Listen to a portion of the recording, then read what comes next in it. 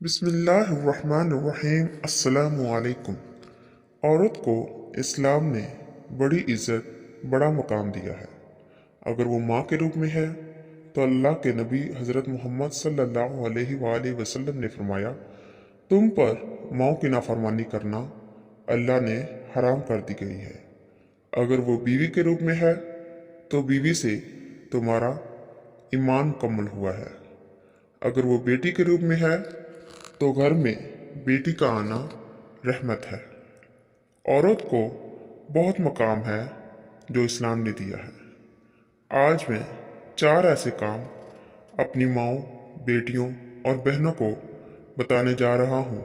जो कोई औरत ये काम कर लेती है तो नबी कायनात सल्लल्लाहु अलैहि वसल्लम ने फरमाया, जन्नत के 8 दरवाजे उस औरत के लिए खोल दिए जाते हैं।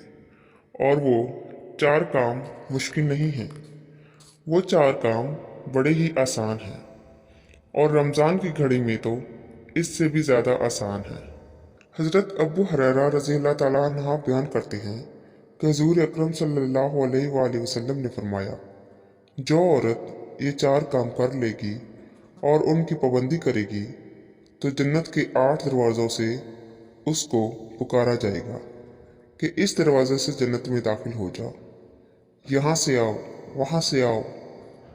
जन्नत के दरवाज़ों से उसको पुकारा जाएगा। सबसे पहला काम कि वो 5 नमाजों की पाबंदी करने वाली हो। सबसे पहला काम कि वो 5 नमाजें कायम करने वाली हो, नमाजों की पाबंदी करने वाली हो। औरत के लिए घर में रहना और नमाज पढ़ना बिल्कुल आसान है। इस काम को लाजिम करना है। दूसरा काम, रमज़ान के रोज़े रखने वाली। अल्लाह सुब्हाना ताला ने फरमाया कि अगर सेहत बख्शी है तो रमज़ान के रोज़े रखे। ये फ़र्ज़ हैं और फ़राइज़ में से हैं, इनको मामूली ना समझें।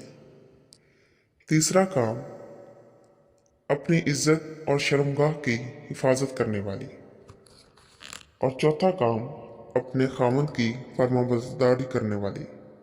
ये 4 काम करने वाली औरत को नबी सल्लल्लाहु अलैहि वसल्लम ने जन्नत की बशारत दी है और जन्नत की ज़मानत दी है।